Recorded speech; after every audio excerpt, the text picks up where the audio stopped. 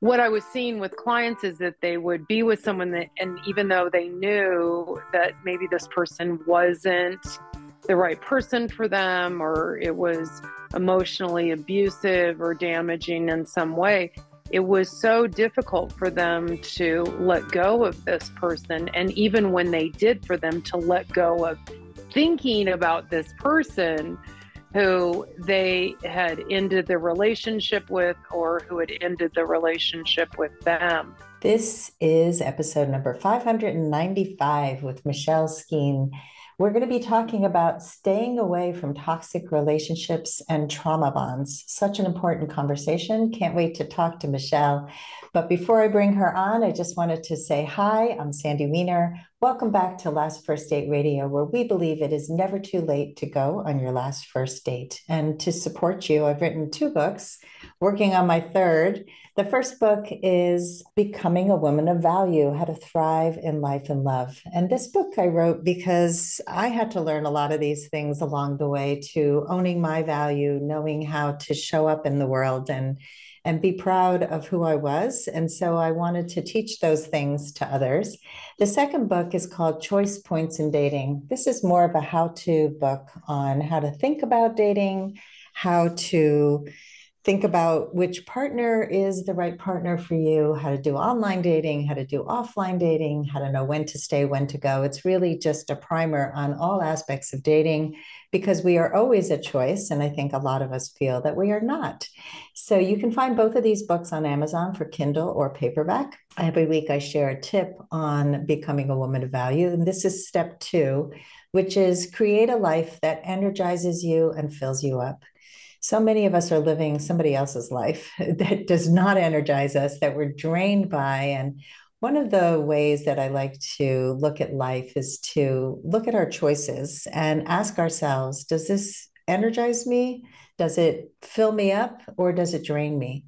Because if it drains me, I should not be doing it. And so if you're really stuck in work and relationships that drain the life out of you, as so many of us are, my challenge to you this week is to take one small step to changing the trajectory of your life and really trying to up your energy instead of drain it, because it makes a world of difference.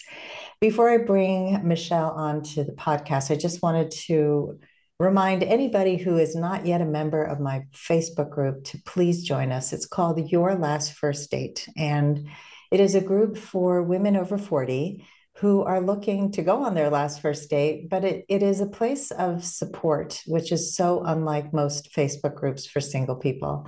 We actually have people who get married and stay in the group because it is such a positive place. And I have very strict guidelines. I'm all about boundaries and communication. And so people who violate guidelines are given a warning and then they're usually kicked out of the group because it's not the right place for them.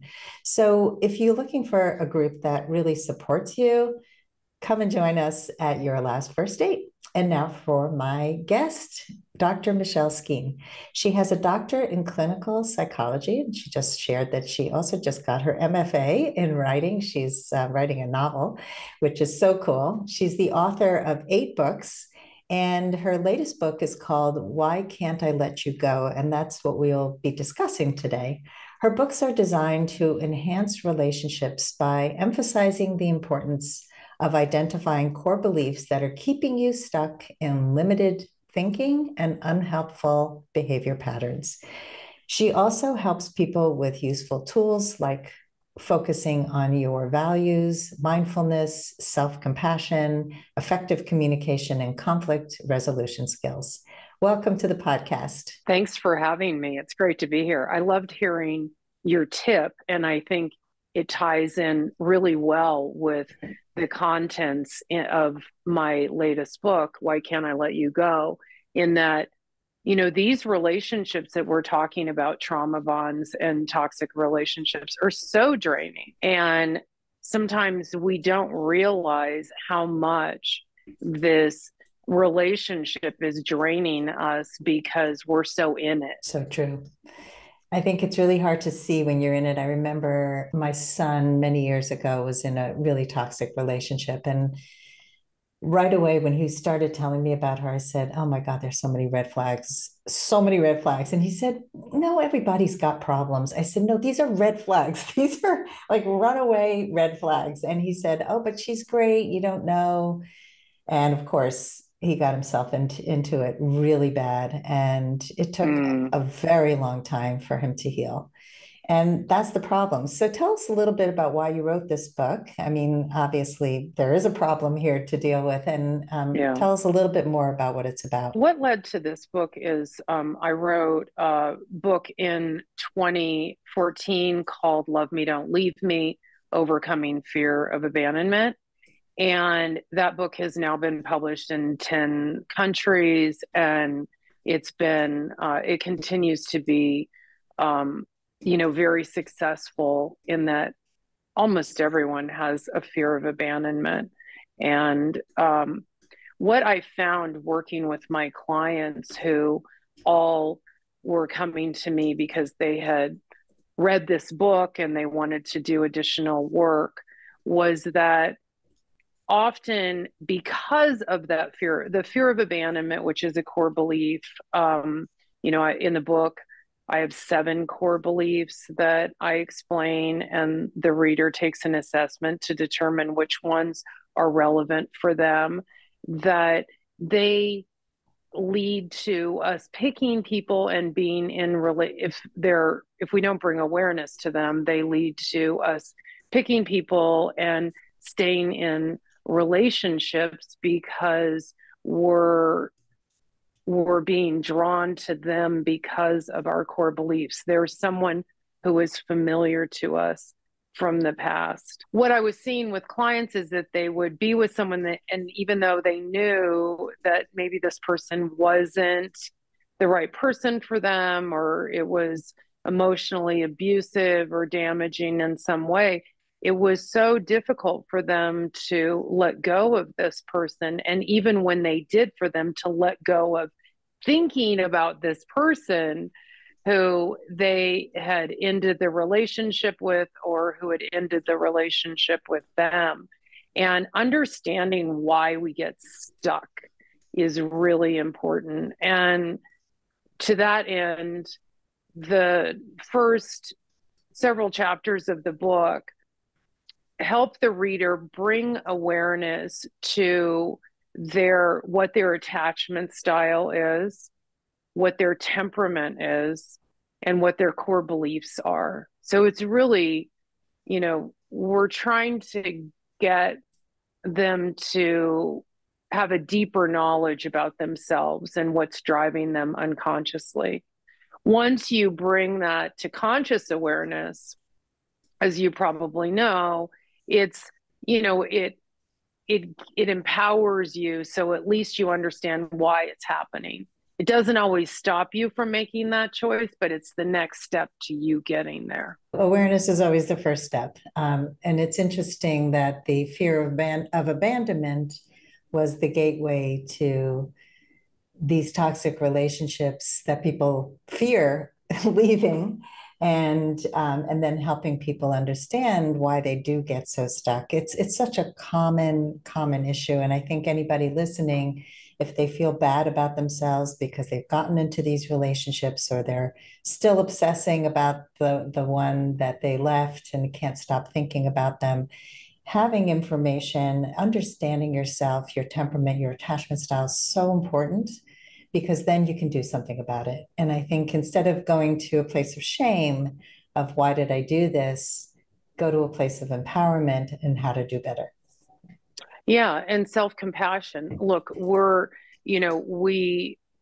these core beliefs develop from our childhood and, adolescent experiences, and, repeated, whether they're like big traumas or mini traumas, we all experience a dynamic in our childhood that kind of sets us up for, whether we have, you know, uh, a fear of abandonment, or we have a defectiveness core belief, or a dependence core belief, or a mistrust and abuse core belief.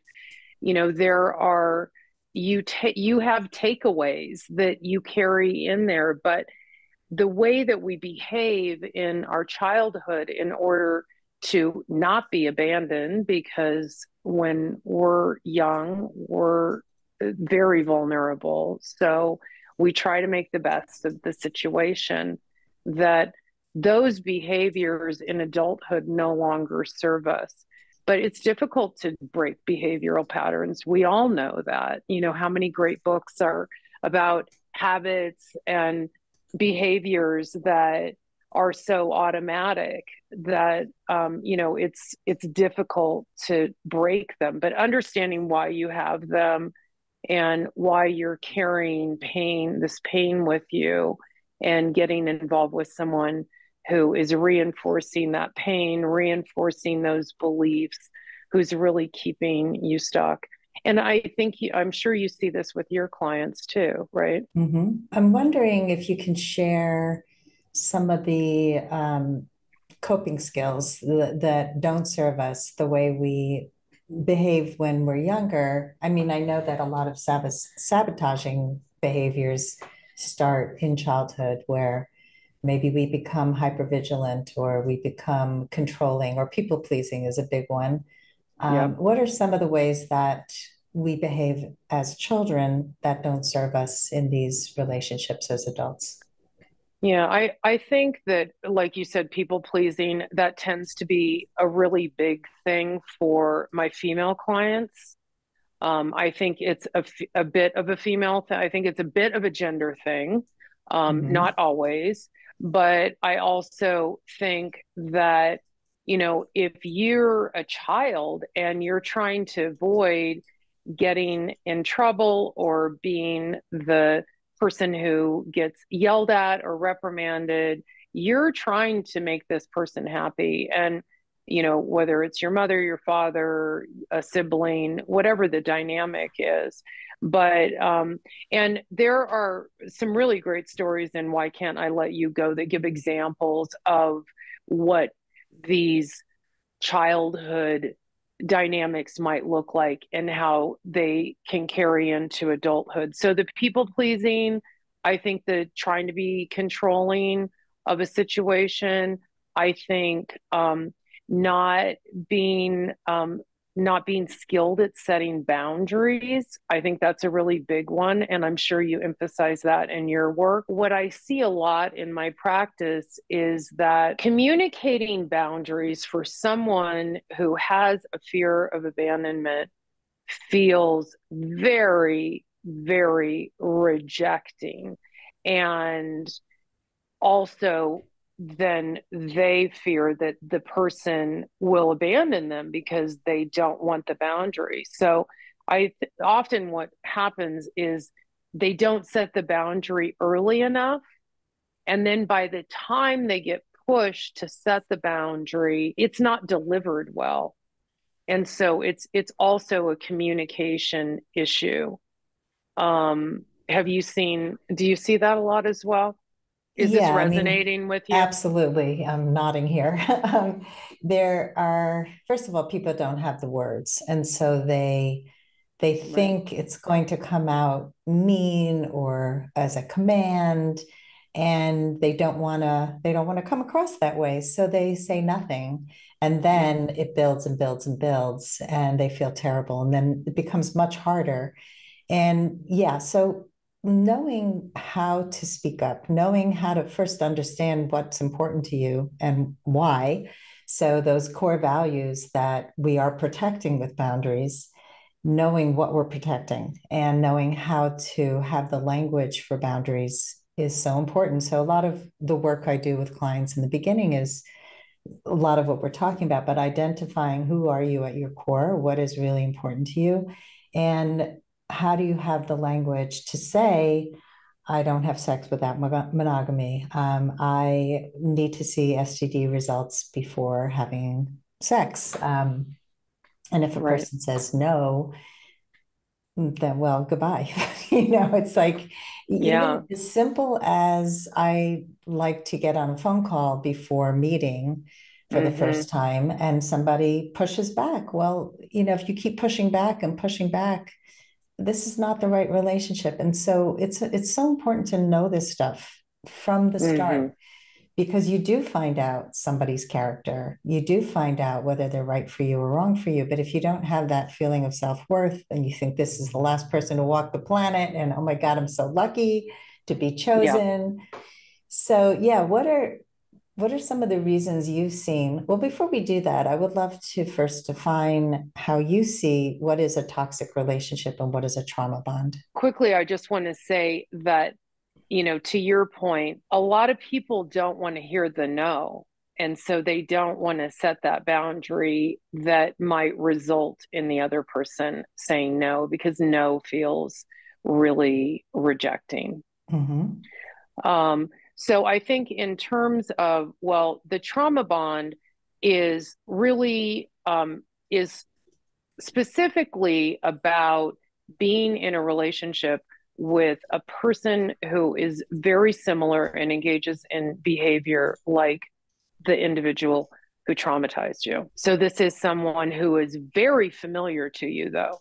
And one of the things that we really love about familiar and this idea of, oh my gosh, it's like we've known each other forever.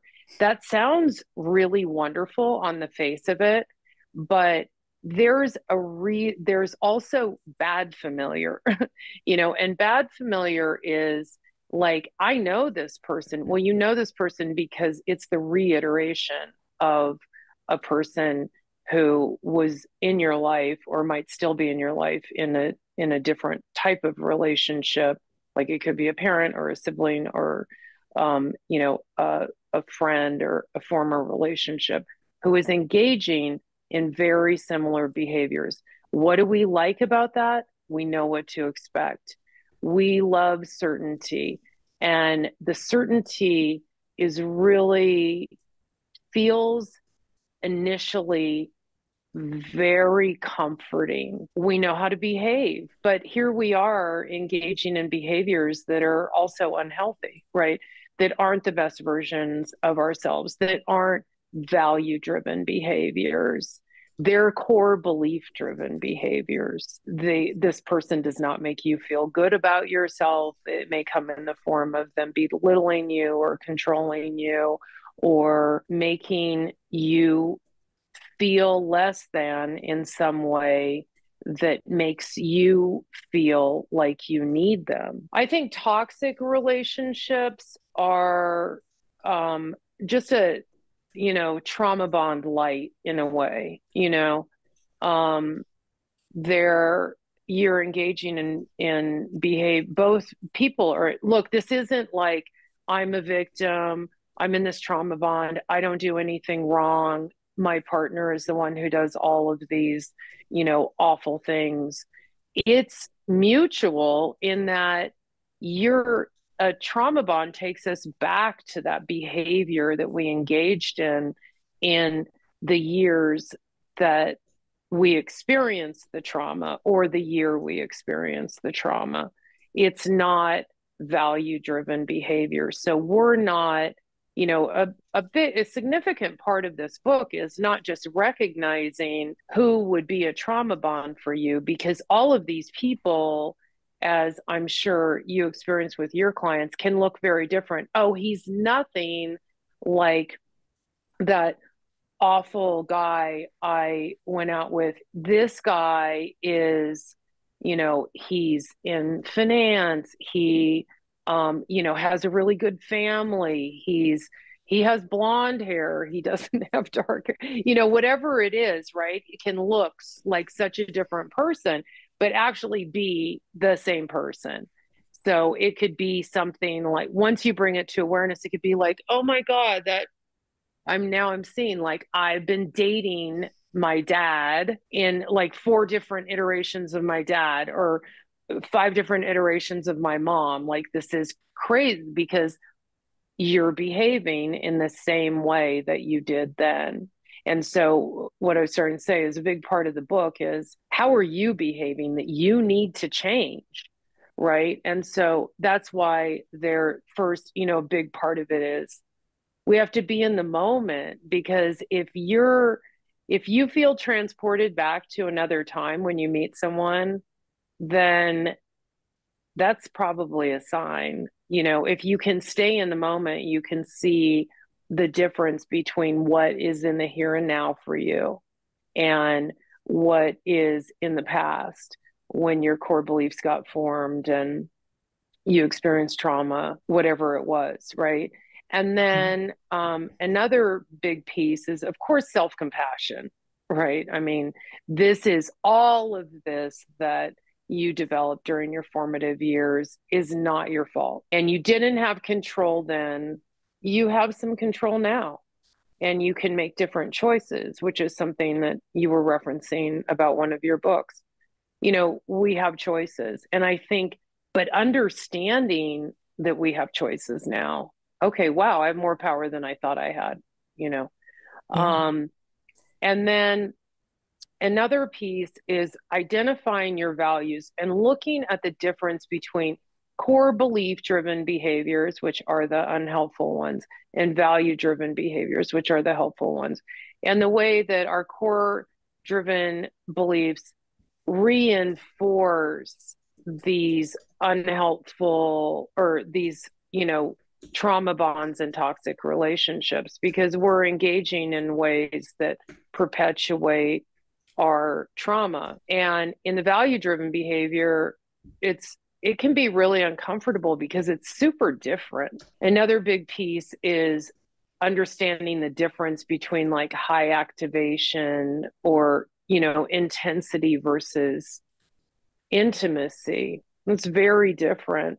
And I don't know if you have the same experience with your clients, but everyone thinks they want like the butterflies, and I'm just like nervous all the time, and this is so like I can't sleep, and I can't, like, I keep looking at my phone, is she going to text me, like, and that's not a good sign. That's not butterflies because this is Mr. or Miss Right. There are butterflies because it is something that's very familiar to you. And, there are other books that address the body keeps the score is one of them where, your body has really, is giving us all sorts of signs about and holding on to the trauma and reacting in ways that we think are good signs based upon rom-coms and what we hear out there, but are really signs that this is like run. This is butterflies are a red flag. Big red It's flag. not, it's not a good thing. Yeah, it's anxiety. I mean, I remember like my stomach would be a mess. I would sweat profusely. Let's take a quick break to hear from our sponsors. This episode is brought to you by Amazon Music Unlimited. You can listen to over 70 million songs and thousands of playlists and stations. Plus, you can now stream your favorite podcasts like Last First Date Radio. You can listen to any song, anytime, anywhere, on any of your devices. Get Amazon Music Unlimited for free for 30 days. Just head on over to getamazonmusic.com/lastfirstdate to learn more and claim this offer. I met somebody recently that I dated a couple times who told me that he stayed in this bad marriage for, I don't know, 12 years. So I said, so I'm just curious, why do you think you stayed? And he said, well, I can tell you what I told my therapist. She reminded me a lot of my brother. And my brother was a bully. I said, oh, so you married your brother? And he goes, oh, nobody ever said it that way. I was just like, clearly you married your brother. Right. But I also like that he said he went to therapy. I don't know Totally. what his therapist helped him with because he still had a lot of toxic behaviors and didn't work out. But you see that. And if somebody doesn't do the work, then they're going to keep repeating those patterns and being attracted to the bullies, and to people. Right. And she continues to bully him and try to take back custody of their daughter and all these things. It doesn't go away easily. So let's back up a little bit. And we talked a lot here about core beliefs and values driven behavior.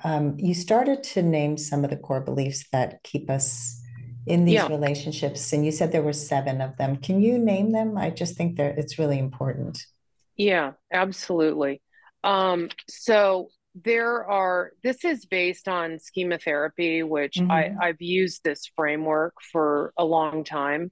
Um, because when I was in my doctorate program, I took a course and learned about this, and I was like, this really resonates because I think it's really helpful when people can identify with something. And having said that, you touched on this earlier, but for everyone listening, you're not alone. Like this is huge. This isn't anything to be ashamed of.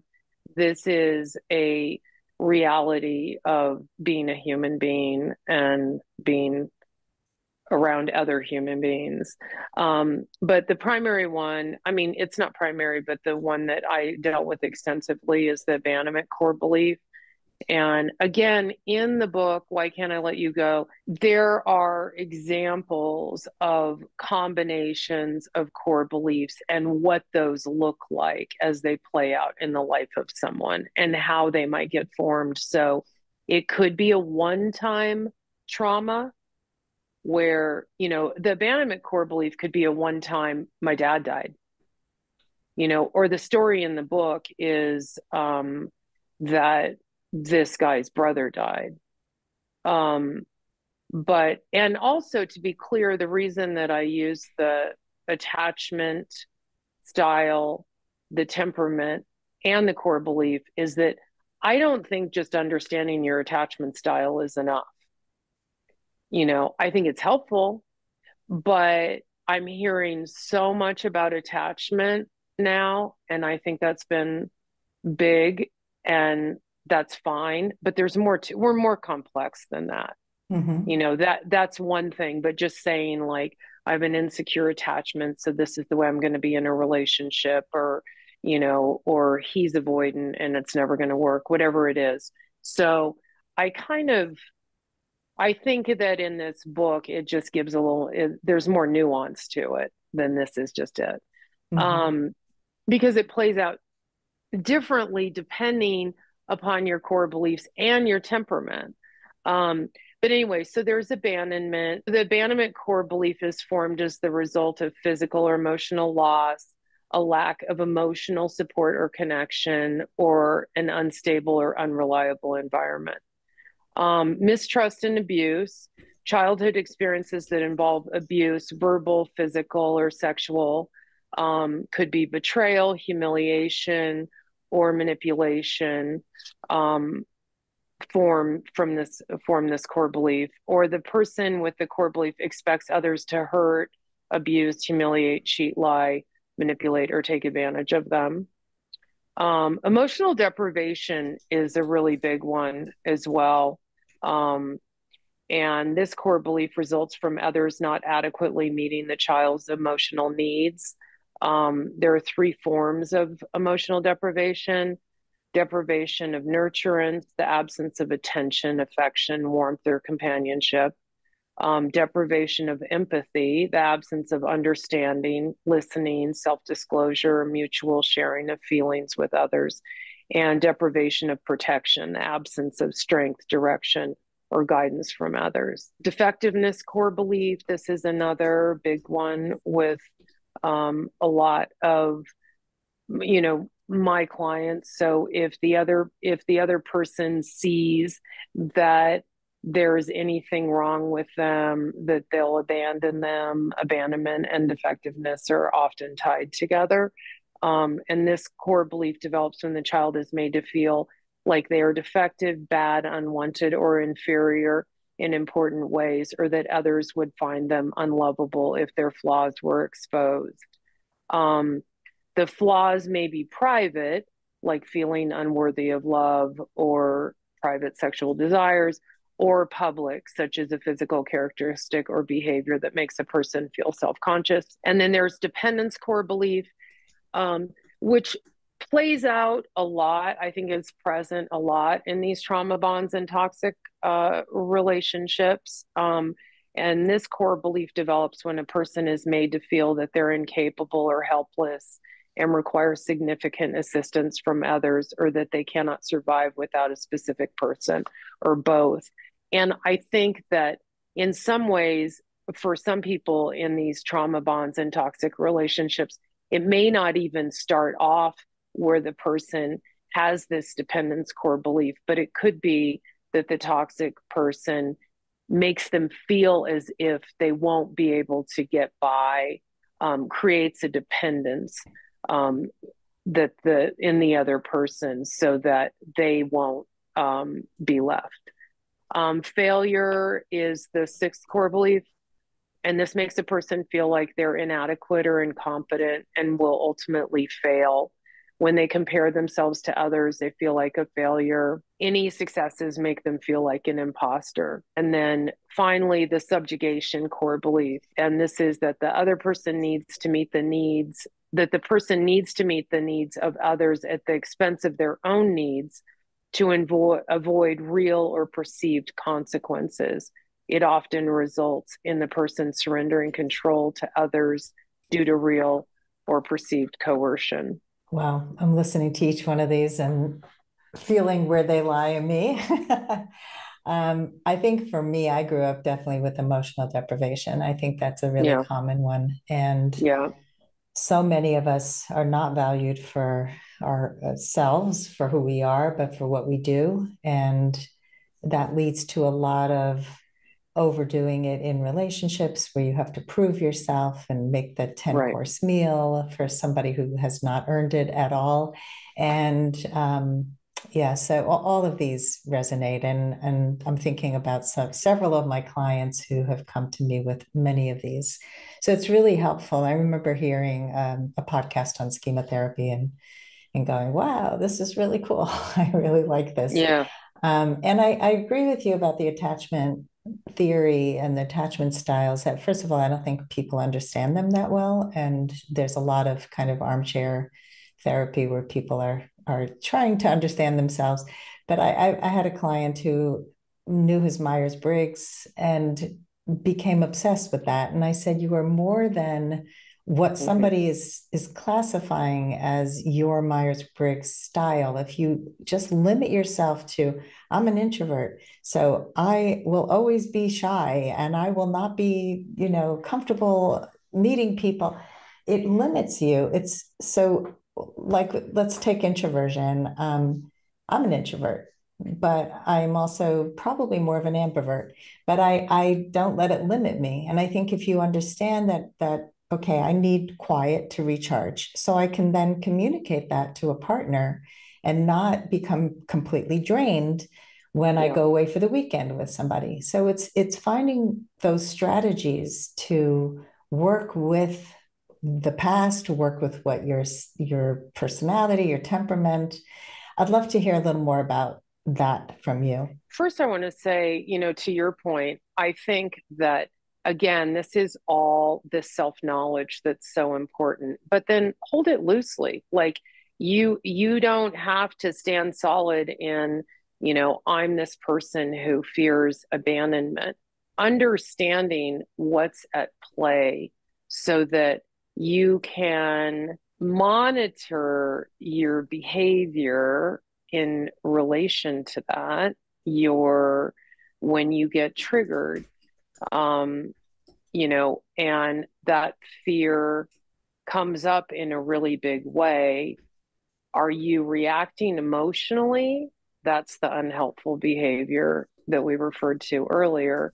Or are you responding in a mindful, value driven way? And I think not to let it become such a big part of a relationship. You probably see the same thing, but I often see where people are having like really intense conversations early on about, who they are and relationship and all of this kind of stuff.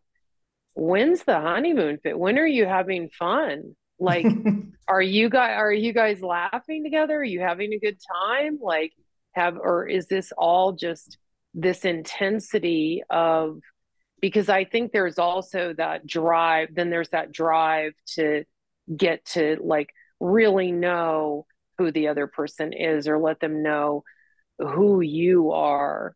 And often I think the self-disclosure process needs to be gradual. That's another thing that's addressed in the book, because I think a lot of people, especially for people who grew up without boundaries, they might share stuff too soon. It might be too much too soon. And not that it's anything awful about them, but it's just, it could take the other person, take them back like, whoa, that's like, I barely know you. That seems like way too personal. And Mm-hmm. so, and then there are other people who don't do enough self disclosing. So that might be read in a dating situation as, they must not like me. They're not Right. into me. And so, again, like both things are short circuiting the early process of getting to know someone. And often I think when we gain this information, we can become kind of hyper vigilant and see red flags that may or may not be there. There's one story that I tell in the book that is, then, we ask the reader, do you think that he was, do you think she was right? Or do you think, he was a bad guy, or was he a good guy, or whatever? And the answer is whatever you think is true. Like, we don't know, right? Because things got cut before there was an opportunity to find out. And I think we see that a lot, especially in this age of dating, where, I'm just going to cut this off and go on my phone and swipe right to someone else. People aren't, sometimes people are putting in too much time, and sometimes people are not putting in enough time. Yeah, there's so much of that. And there was just a video that circulated on the internet where a woman was talking about her dating experience in a very self-righteous way, and the internet was attacking her like crazy. So basically, she said, I had a great first date and I couldn't wait for the second date. He invited me to go to brunch for the second date. And then he texted her to confirm that he was going to meet her for brunch on Sunday, and they were going to meet at 2 o'clock. And he asked her for some suggestions because he was going to travel to meet her where she lived, right? So he gets lots of green flags. Yeah. And as soon as he asked her for suggestions, she was like, "Ah, I have to do all the heavy lifting." Oh my gosh. Yeah, exactly. So now her whole energy shifts, and the whole everybody's like, "What are you talking about? This guy's a good guy." And then he picks one. He picks one choice, and she doesn't understand his response, and so she doesn't respond to him. The next day he reaches out and says, "We still on for two?" And she goes, "Well, when you didn't respond, I made other plans." And he goes, "Okay, cool." I mean, like, what are you to do at that point? She's insane. She's Insane. hypervigilant. She's right. Right. She's looking for red flags. Yeah. And what that, I mean, I could relate to her, unfortunately. Like, I would look for what was wrong all the time because I wanted to make sure I stayed safe. And I think so many people do that, or they have the opposite where they're trusting too easily. And so, and you mentioned before, when somebody shares too much, that's actually a boundary violation, and it makes people really uncomfortable. And so Hmm. learning these skills is so, so critical. I think like how I would frame what happened to her, like, or how she reacted to all of that. I bet she has an emotional deprivation core belief, Mhm. and that because of that, like, she can never get enough because she's still in the past with her experience of not getting what she needed, and she's carried it into the present. So if she was staying mindful in that and not getting transported back to whenever all of that developed, that she'd be able to see what everyone else saw, which was, wow, he's going out of his way. He's coming to where I live. He doesn't know the restaurants around where I live. So he's asking me. That's really thoughtful. He wants to make sure we're going to a place that I like instead of him picking a place he thinks looks good, but all the locals know is a piece of trash. Um, and she would have been able to see that, but all she saw was, like you said, what she wasn't getting and what he wasn't doing. And that's why understanding ourselves in that way can bring clarity, and then staying really clear about. And she clearly had very, and again, with the texting stuff, I'm sure you see the same thing with your clients. If, I mean, they're all so tired of hearing it from me, but it's like, don't text, like, pick up the phone so there aren't misunderstandings. Because how often do you see that kind of thing happen and then it's just gone? That could have Yeah. been her guy. That could have I been her guy. know. He seemed great. Right. So many people were like, I would date him. I agree with you. I get off text so quickly because you also have to take initiative because so many people hide behind text. You could be Yes, texting forever. And totally. so as soon as I feel any connection online, in an online connection, I say, I'd love to get on a call and continue this conversation. And I'll tell people I hate texting as a form of getting to know somebody. It just is not, it's Yeah. does no context at all, it's no emotion, so many misunderstandings. And you just want to, I mean, in today's world, you have to actually advocate for it because people don't want to do it. People are Yeah, uncomfortable with phone calls, which is they really ridiculous. are. One of my clients is like, she's a really big texter. I said, tell, as soon as you connect with a guy, tell him you're not a big texter, even though you're a huge texter, but just tell him, I'm not a big texter, if you want to hop on a call or whatever. And then, like, I get this text from her and she goes, you're going to be so proud of me. I told this guy I'm not a big texter.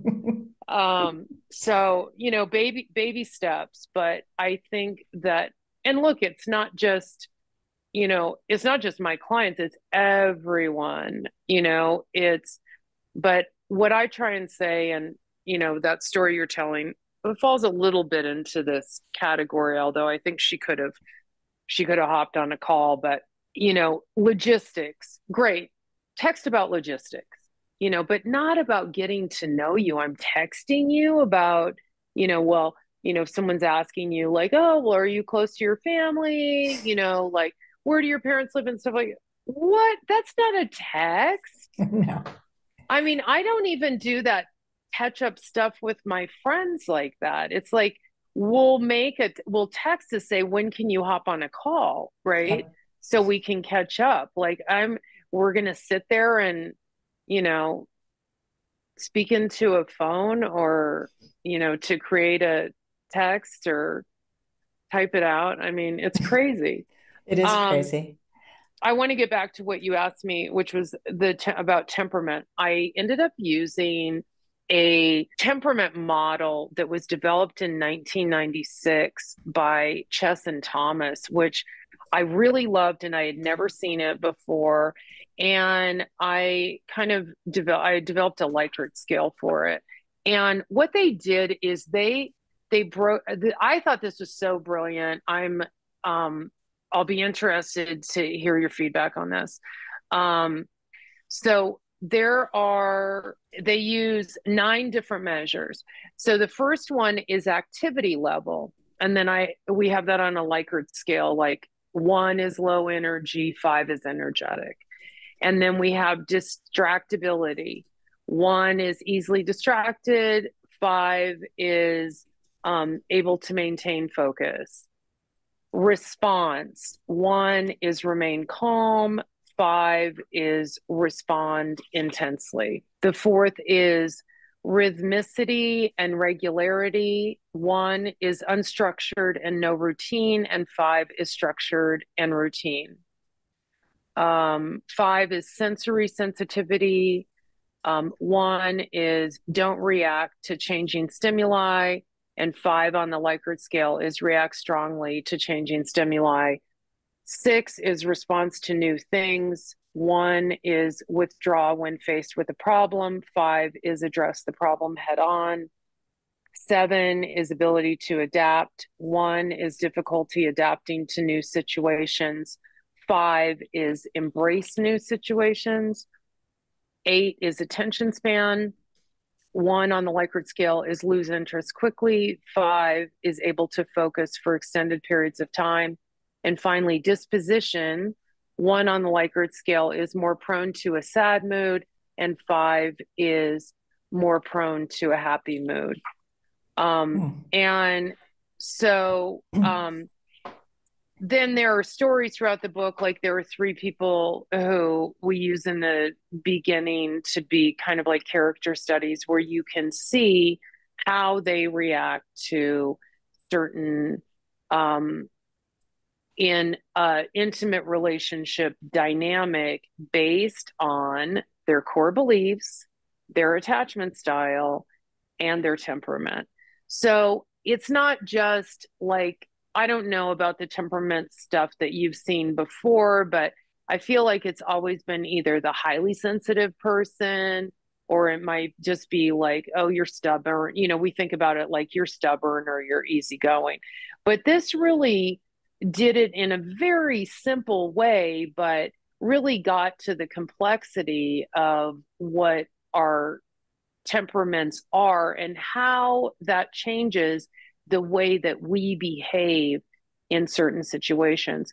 So as you'd see in the book, like someone who like doesn't who scores 1 on like adaptability, they like not liking changing situations, that might be someone who gets more stuck in trauma bonds or toxic relationships because they don't do well with change. And so for them to get out can be much more challenging. I like these 9 measures. I think they make a lot of sense. Distractibility and attention span sound very similar. How are they different? Distractibility is about what's going on around you, you know, whereas the attention span one is it's more about how long would you be able to stay focused on like a project, for example, you know, Okay. and I'll just tell you what's here. Are you easily distracted even when it's something you're interested in? Or are you able to maintain focus even with a boring task? I may have actually misstated. Hang on one sec. And then the other one about attention span. Do you lose interest in tasks and situations quickly, or are you able to focus for extended periods of time? They are really very similar, but I think they're trying to dig a little deeper with those two.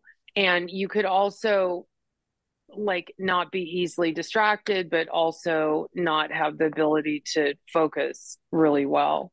So that's one of the reasons for the Likert scale too, because of 1 to 5. But again, it's about getting as much information about yourself as you can. And then again, holding it lightly, like not drilling down on like, this is the person I am.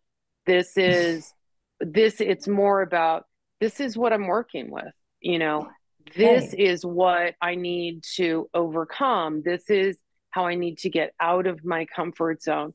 This is what's keeping me stuck. This is what is having me drawn to the same type of person who's reinforcing my emotional deprivation.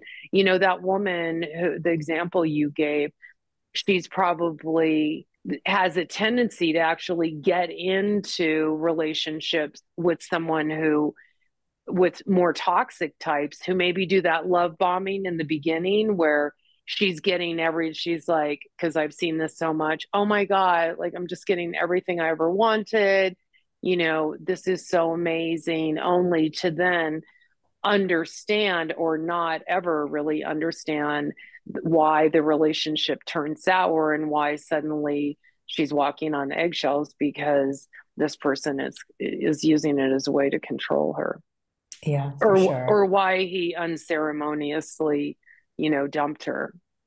Ghosted.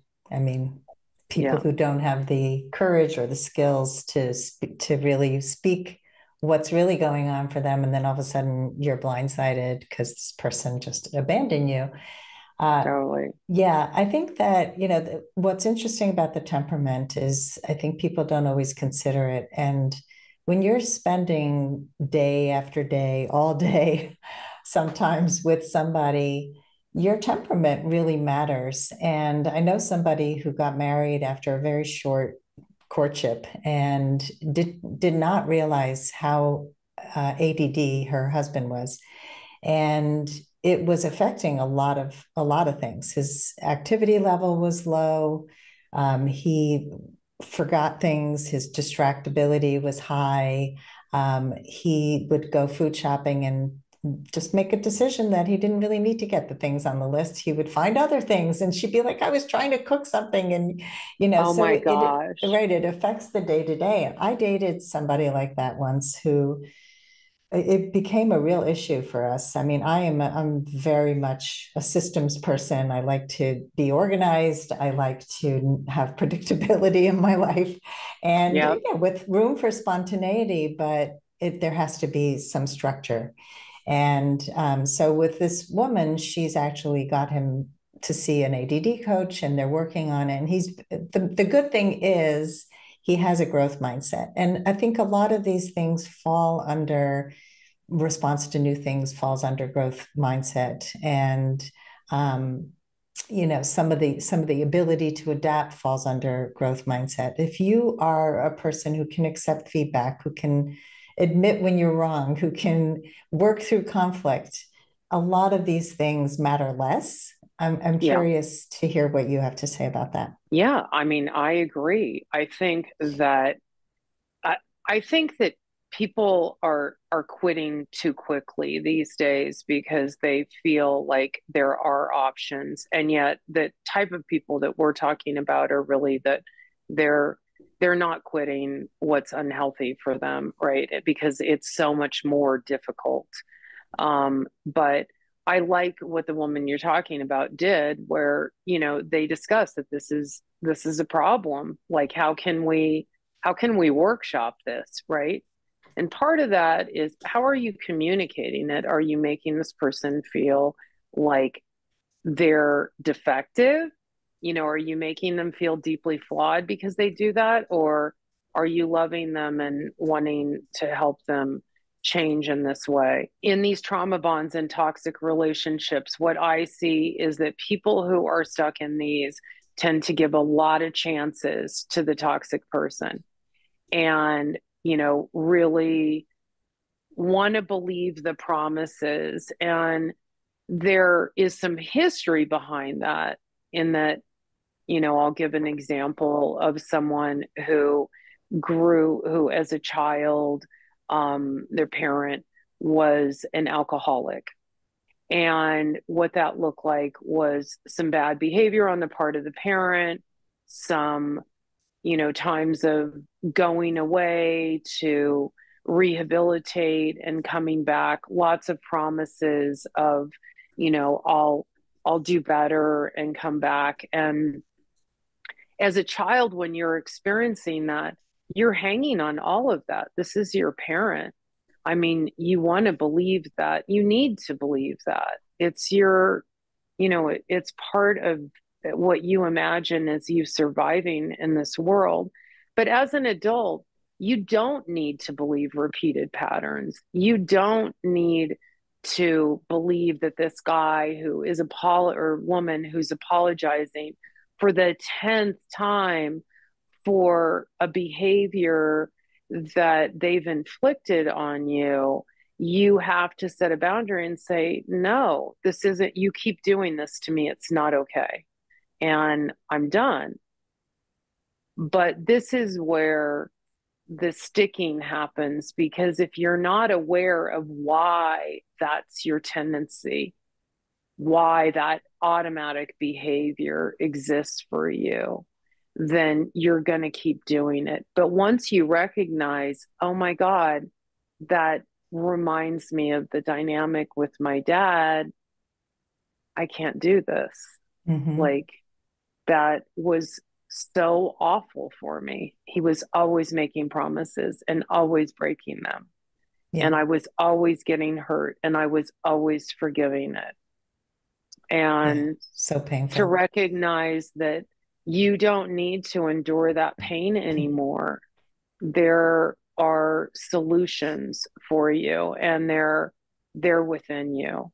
Yeah. And this is just, why can't I let you go is just about empowering the reader, even if it's, like with Love Me, Don't Leave Me, it's the book that brings awareness to that stuff. And then they can begin doing the work with a therapist or a coach or in whatever way works for them so that they don't have to experience this avoidable pain. This is avoidable pain. What happened in your past was unavoidable pain, but this is avoidable pain now. That's an important message. I want to share a really quick story and then I'll ask you my final question. I had a lot of this work to do in my life. And one of the people I dated after my divorce, it was clear to me that he wasn't able to commit to a relationship. He was very honest with me. And I had been dating a lot of boring people, and I found him to be really exciting and fun. And I was clear with him because I was doing the work that I would date him on a couple of conditions. One, I would date him as long as it was still fun and he was respectful. Number two, I would not sleep with him because he was sleeping with other people. And number three, if it didn't work, I was going to go. So he said, "Oh, that makes me want you more." Okay. So we dated. He took me to really nice places, treated me really well. And then he did something that was really not okay. And I called him out the first time it happened. And I said, I needed you this weekend. It was a really big crisis for me that I was going through. And I asked him to be available, and he wasn't. He made some stupid excuse. And I said, "Look, my life is not going to be all fun all the time. And if you can't be there for me in the hard times, then I'm not interested in this relationship." And he said, "Oh, no, I'll do better. I'll do better." So I gave him one more chance. He screwed up again. I left and he said, "Oh, can't we be friends?" And I said, "You're not my friend. That's why I'm leaving." And it took so much courage for me to have the language to be able to say it, to follow through and not abandon myself, which is what a Right. pattern I had was. And so I just want to let people know that, when you do the work, you really do save yourself from heartache. You have so much empowerment to do the right thing for yourself. And these people are not worth hanging around for. They will Yeah. always show you who they are, and don't keep giving them chances. Yeah. Good for you. I love that. That's a great story Thank you. and inspiring. Thank you. All right. My final question is a question I ask everybody. I mean, I could talk to you for 10 more hours because I have so many more Same. questions, but this Yeah. is already long. What are your final words of advice for anyone who wants to go on their last first date? Go in solid in who you are. Understand yourself before and be solid in it so that you're not changing for this person you don't even know. I see that a lot. Like people are really, well, I don't know if I mean, I don't want to tell him or her that because what if they don't like that? If you're not their person, that's on them. That's not on you. I mean, drill down into your values, know who you are. If you're firm in who you are, then sure, you're going to be disappointed. Okay, this wasn't my person. Damn, I'm going to have to go on another first date, but you have to take care of you. Don't change who you are to accommodate somebody else. That's a bad recipe. And I think, one of my recent guests said something like, be a little more controversial, like be a little bit more disagreeable because you're you. Instead of, "Oh, I agree with everything. Oh, yeah, me too." That's not real. And so the more real you can Right. be, showing up authentically you and know yourself. Like when I started coaching school and they said, "What are your core values?" I'm like, I don't, nobody ever asked me that. I don't know what they are. And Yep. so learning how to identify what makes you you is such important work. So yes, definitely, if you haven't done it yet, work with a coach or a therapist and figure this stuff out, because otherwise it shows up in every part of your life. It's not just about dating. It really does. And there's an entire chapter on, and it carries throughout the book, but on identifying your core values and what that looks like. I will say that it's always the biggest challenge with my clients. Getting in touch with your core values is very triggering for people because I think that it brings up a little bit of shame because, I haven't been living in value, right? Like I haven't been using values to guide me, which is what happens when you're just emotionally reactive and you're not in touch with your wounds from your past. But it's one of the most important parts of this process. And I'm sorry I ran us over. I could talk to you for 10 more episodes too. Call me anytime and I'll hop back on with you happily. Sounds great. So Michelle, tell our audience what your website is, and I'm sure they can find Okay. your book there and everything else they need to know. Yeah. My website is michelleskeen.com. And, my book is widely available. It's on Amazon, bookshop.org, which is a nice place to benefit independent booksellers. Um, and yeah, and you can reach out to me. There's a way to contact me through my website. I'm always available to answer questions from readers as they're navigating their way through the book. So, Awesome. And there'll be a link to the book in the show notes. Thank you so much, Michelle. This conversation was so wonderful. It's such important work that you do, and you're a font of great information for people who feel stuck, for people who have repeated toxic patterns in their lives, and that includes most of us. And I just appreciate you coming on the podcast today. I appreciate the work you do too. Thank you so much. Thank you. And thanks everybody for listening. If you love our show, please give us a high rating and review on Apple Podcasts. Share this with your friends. Tell them to join our Facebook group. And as always, here's to your last first date. If you are ready to get unstuck, gain new tools, become more empowered, and finally find your last first date, I'd love to talk to you. Fill out an application to be considered for a complimentary half-hour love breakthrough session at lastfirstdate.com/application.